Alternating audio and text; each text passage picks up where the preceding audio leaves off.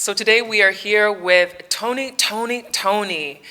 This group is legendary and they have been a mainstay when it comes to R&B music worldwide. I know that people in Ghana absolutely love their music and people are excited that they are here, and it's wonderful to see so many people from the diaspora making the journey to Ghana and other African countries. So let's welcome them here today. Welcome, Toni. I'm so happy to be here. I'm so happy that you are all here, and I'm glad you took the time out to speak to us during your busy schedule. It has been a busy schedule too, boy. First of all, being on a different time, you know what I mean? And it's starting out in the morning, like 6 in the morning or 7 in the morning here. It's like, what is it? I can imagine, because from West Coast time zone, that's a huge, it's like 7-8 hours. Yeah, 7-8 hours behind. Yeah. So the adjustment, I'm sure once you landed and then you're go, it's a challenge getting kind of. So we had to reverse the clock. We had to stay up all night. So we had to party. Look at that.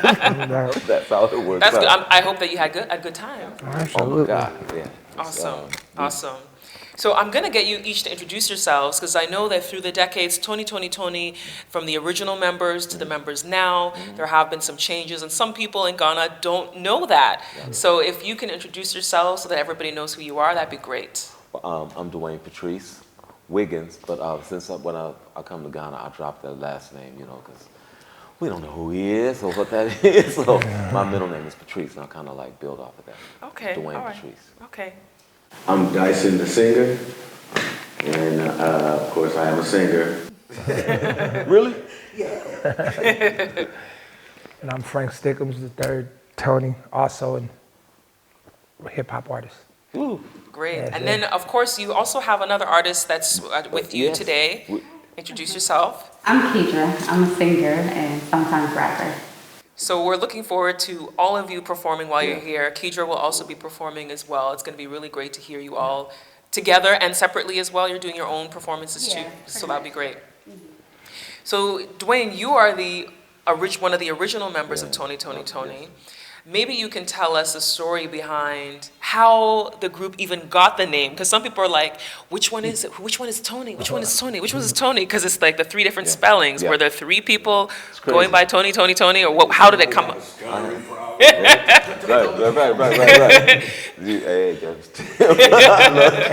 No, but I think at this point it's more like the evolution of Toni, because we've evolved in so many ways, because we've been doing this over 33 years, touring, and I'm like the founding member of Toni. So the name of it and everything happened to be something I made up about a roommate of mine. And we always rehearsed in the living room like this, and watching videos and stuff, playing with every song and whatever. So it was really like Toni was family business, but the name itself was basically about a style and the way we used to clown and go out. But my roommate, I used to always tease him because he thought he was so fly and cool. He never really played, but he always had a guitar. And he'd always come around us when we rehearsed, and he'd always leave with all the girls with the guitars. Like, he don't even freaking play. so we came up with a name and called him Toni.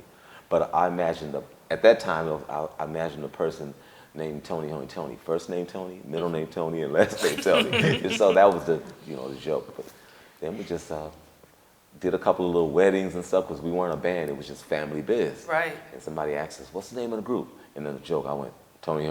We started laughing, but hey, don't take, And it stuck. Here we are. It stuck, here we are, decades later. But it's always been about, for me, starting out in the evolution of it, my brother, Raphael, at the time, playing bass a lot, did some things with Sheila E., grooming, I did some things with other artists, and we looked at what we did at home as our passion. Man, we got to take this serious, because we've been going out with these other people making it happen.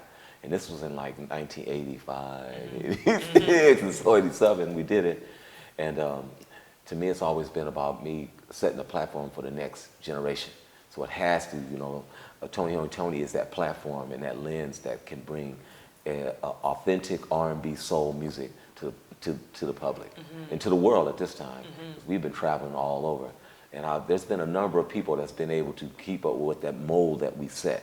You know what I mean? There's a certain style. I mean, I guess they call it neo soul. We're known as the authors of that. We just call it real soul, but it's neo soul now, and right now, Dyson and Frank, Absolutely.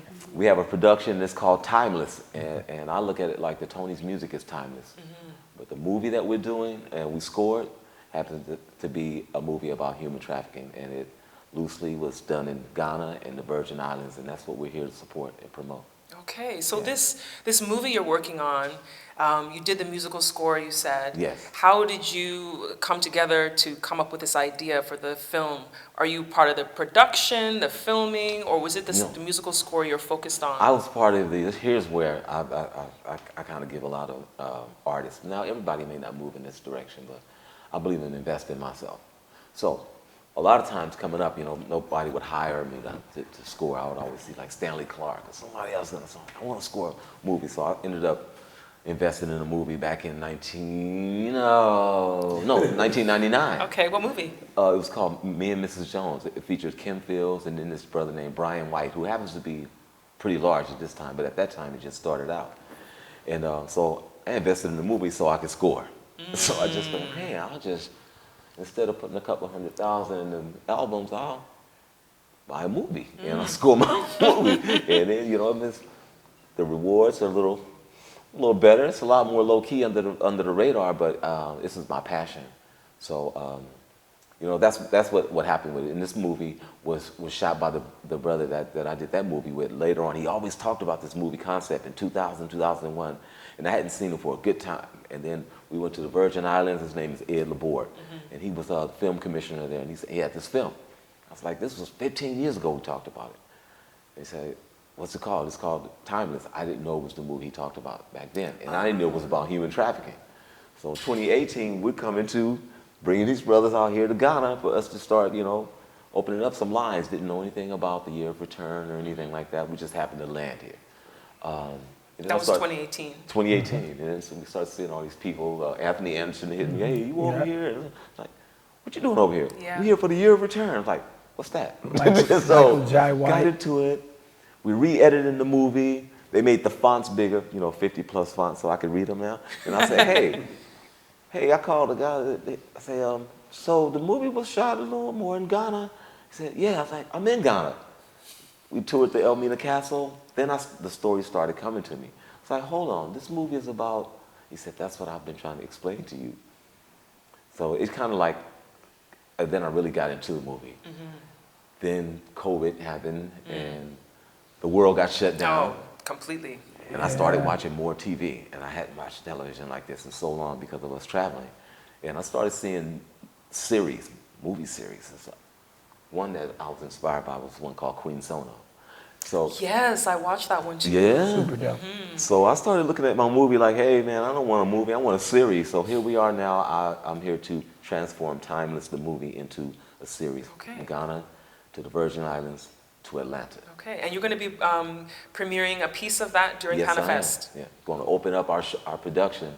And since we've been here, we've been actually working with a lot of artists over here. And we've been learning a lot. Well, I know I have, and that's what, you know, I like to invest in things I could learn from. This next generation is teaching me at this time. I'm just laying the platform.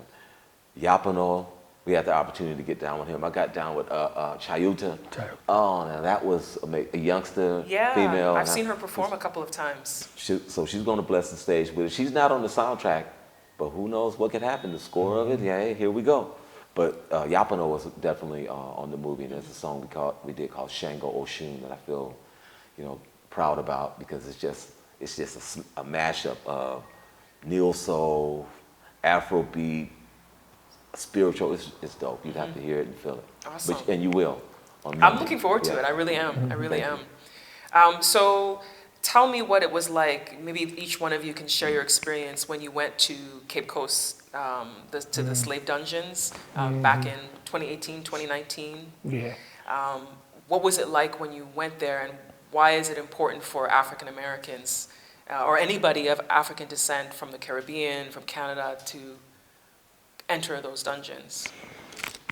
It's one thing to hear about it and be taught a certain thing about how slavery and all those things happen. I mean, being in America, you really don't know, but you just hear it. But stepping on the soil, stepping on in the castle to see the the floor, it's a lot of details in that touch you. You get to see and walk around and smell and all these things really tell you what it was really like. You know what I mean? You can feel the energy, the spirits moving around, the water, every piece of it was definitely heart touching, So it was a lesson learned as well as a beautiful experience, for sure. Yeah. Very spiritual. It is. Yeah, it's transforming. I mean, to me, for us touring so long, and all the time that we were signed to a major label, our major label never brought us to Africa. They brought us everywhere, and we were selling millions and making a lot of shit. It's still do our thing, but here we go. They never brought us here, so I came here on my own, and then once I experienced it, I was like, hey man, I gotta start bringing more artists out here so they could understand the big picture. If for African artists, African American artists, whatever, to leave the country and come somewhere like here instead of for us, we went to Japan. We damn near lived in that bad boy. And I've been to Hong Kong, I've been to Australia, I've been to Germany, everywhere. Never came here.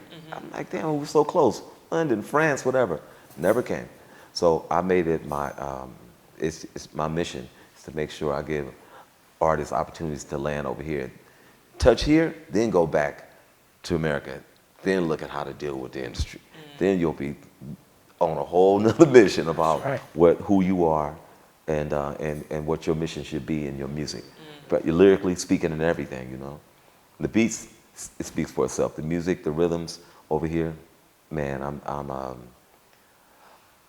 feeling like a kid in a music store way back in the day. I hear so many things that I could build off of. Being in the studio last night, man, with Ghazi, this young producer, and man, I was like, oh my God, I'm a producer at the end of the day, so I can see magic happening.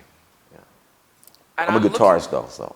I'm looking forward to seeing some of the magic that happens between you and the local artists here, because that's one of the things is a lot of local artists in Ghana and other African countries often talk about not getting the opportunity to get the exposure that they need to get to the next level. There may be some amazing, brilliant artists out there who will never be seen, but thank goodness with social media, it's helped with a lot of them being able to show what they're doing, and then people across the ocean noticing some of these artists. So it's great that you're here on the ground and getting a chance to meet with some of the local talent and perform with some of the local talent too. I'm going to ask you, Kedra, what are you looking forward to the most on this trip? Just the experience to be with such a legendary group. That's a lot. So to kind of network with other artists, meet some new people, and I want to come back. Great. So you're performing on Monday at the National Theater. Have you seen that theater? Yes, we've been in that theater many times, yeah. That's a big stage, boy. It is. And I'm used to big stages. Yeah. That's what I looked at that, I didn't know. We had a lot of people that kept us connected in the right way, I have to say.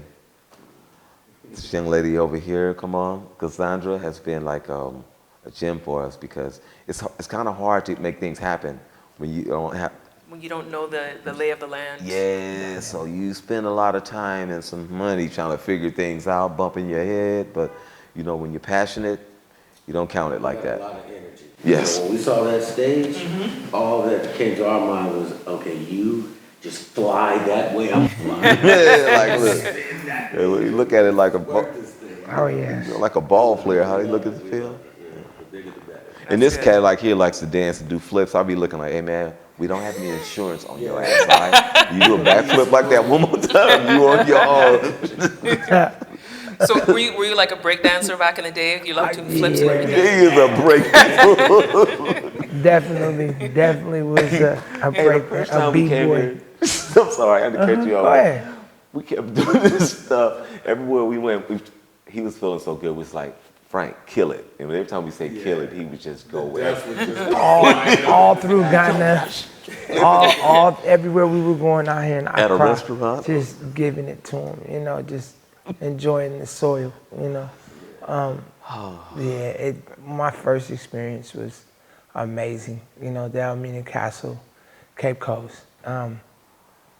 We even got it on our documentary that we're putting out, and just the energy that we had alone, you know.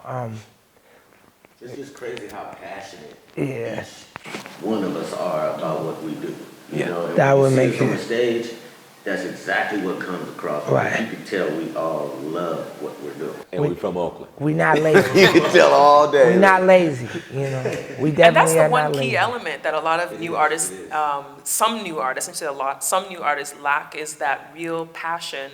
Yeah. Sometimes I think there's some people doing it because they want to be famous, they want to catch that fame quick. Right, right. But you can really tell the artists that love what they're doing. Like I saw the late Aretha Franklin perform twice. wow. And both times I saw her perform, I was like, this woman loves what she does. Yes. Because the first time I saw her, she was only supposed to do To the end. 5 songs because That's it was a right. free show in Detroit. They were like free show in Hart Plaza.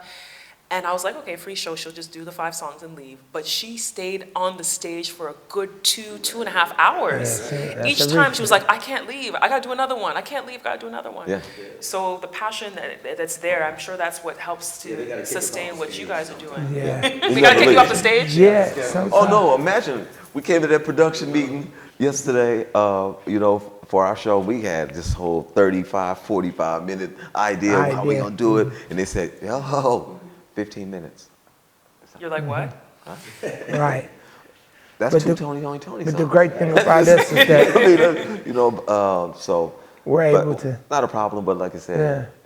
it's passion, 100%, and Absolutely. that's what drives you. That's how you could deal with things that would be considered negative and this, that, and the other. You just eat it like, okay, it's part of the game. Let's go. Right. Now, I know you have a really busy schedule, so I don't want to keep you too long. I want to start to wrap up with asking each of your thoughts on Ghana being a country that has kind of tossed the net out to let people know in the African diaspora, people of African descent, to come to Ghana or come to the continent in general and come and experience and learn the history, culture, and heritage. What are your thoughts on that? Do you think that that is something that's actually helping to connect us as Black people Absolutely. around the world? Absolutely. Absolutely. Absolutely. Really? I think that it's a confused stereotype in America about our people over here. And this, for me, is the bridging gap, because knowing the history, and you know, this is our history, you know, and we were taken from here. So, like, when I went to the Elmina Castle, I had a real, I broke down, and it takes a lot for me to break down, and so I feel like just the connection spiritually, what I seen, and you know what I know already, just added confirmation to what made sense of it all, you know, because a lot of people in America, a lot of our people in America don't know. They'll never get the chance to come to this side of the world, and they're from here, you know. So I try to. The really cool thing about it too is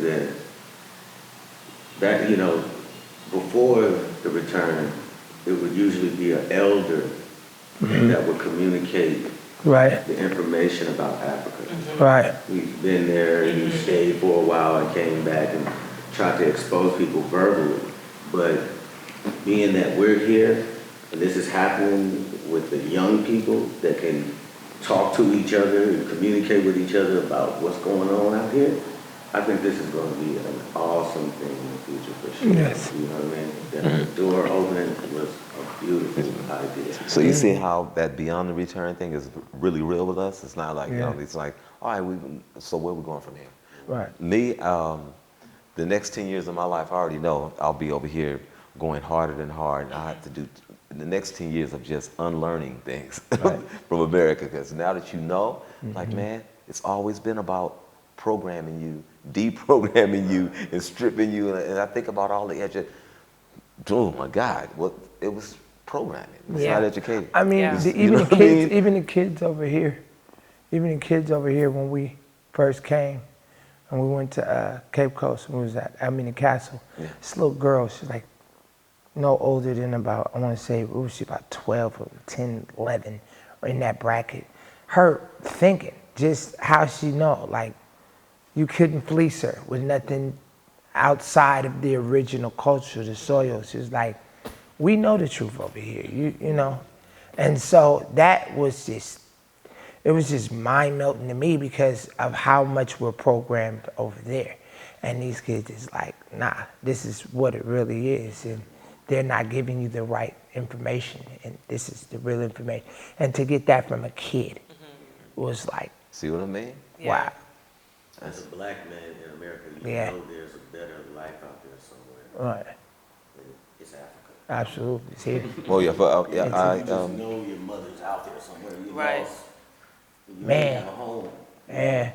I think part of the reparations needs to be that every African American needs to get a free trip once a year, Yeah. if not twice. Yep. You have to. Yeah. Yeah. For them, And some forever kind of now. hand You know on what I the mean? land. For the Yeah. next 400 years, That's like true. you And some, gotta and some reverse it, kind of way to bottom get it line. on the land. And that's not the only thing, but we can talk about a number of things. Yeah. The changing the Yeah, there's so currency, many this things. whole changing of the scope and the. Right. For me, seeing this change, I'm like, okay, now I wasn't born in 1933, Right. of course, but I know of what things happened to change the shift, and Right. now the shift is changing again, and the next generation is really the ones. All we have to do is keep giving them all the real information. See, this is how this is how we messed up right here. Don't go that way because you're taking the vaccination or you think they love you. When have they ever hugged you? Really? So there's something going on. Right. So we just have to be real about it. Wisdom is the one thing that I carry, but in terms of the future, I listen to the future. Great. Well, we're really happy that you're here, and I'm looking forward to what's going to develop over the years. As you said, for the next 10 years. So I'm looking yeah. forward to seeing you coming back Oh, yeah. and We'll what you'll be be here. working on here. One last question. There's a lot of young people who look up to you, musicians, aspiring musicians. What kind of advice would you give a young person living on the African continent as to how they can have a successful career in music? Go live or go home. Listen. Do it from the heart. That's right. People always ask us, what's your social media? How do we follow you? I'm like, it's hard for me to just be thinking about I'm doing even though I got that, it's not me, it's somebody else managed because listen, if I'm doing that much, look at me, I'm not doing what I really passionately love to do. So basically, I'm following you. Right. I'm going to be coming to your city, your state, your country, whatever else. And that's what artists do. You can have that radio, you can have TV, all these things. But if you don't get in, sit face to face and let people know this is what it is, what I smell like, this is what I come from, it ain't gonna work. That's the best platform we have, is connecting. We have to really connect. And that's my thing. Get out there and do the live things. I don't care if it's 2 people, 200, 2,000, 2 whatever. If you're passionate about it, Prince rolled out of here like that. Yep. Doing, like you said, Aretha Franklin, every real passionate artist goes out doing what they do. Michael Jackson, James Prince, Brown. James Brown. So who the Calls fuck us. are we? We better get out there and be better. You feel me? Yes. I always say that to my brother, too. I'm like, listen, man, we be telling me, listen, we're going to do this and do that. A lot of people ask us, what are we doing? My brother is always still pitching.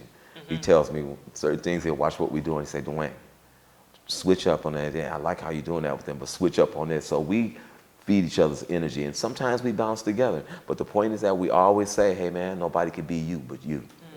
All right. So That's good. Be super passionate. Do it only if you really love it. Right. Don't waste your own time. You're only gonna get as far as your heart. So, the good and the bad, you're willing to accept the bad with the good. Absolutely. You really love it. That's right. It's a lot less stressful. Yes. And you don't think so hard. You know what I mean? So life won't get the best of you if you really love what you're doing. Yeah. Good advice. Good advice. And what's your advice for young women? Because women have a different way of being in the industry. Yeah, I agree. I would say stay connected. You feel the vibes, just stay true to yourself, and you're going to change for the better, and collaborate. Just, be fearless as much as you can. look at that. I like that. Be fearless. It's called to be fearful. I like that. It's natural, but just be fearless. That's right. I mean, you can't go wrong. Love that. Love that. Love that. Kedra, Toni, thank you so much for taking out the time. I cannot wait to see your appreciate performance on Monday at National Theater. It's going to be absolutely phenomenal. I It's gonna be a cannot spiritual wait. connection. Yes. We're going to make it. We walked Make in that magical theater, I felt rain it. happen. It's like, ooh. Yes. You can smell the wood. A lot has You can- happened in that theater. Yes. You're gonna really fill it with another spirit. So I'm It's rich. looking forward to it. Excellent. Thank you. Thank you. Thanks so much. Thank you. Thanks for watching.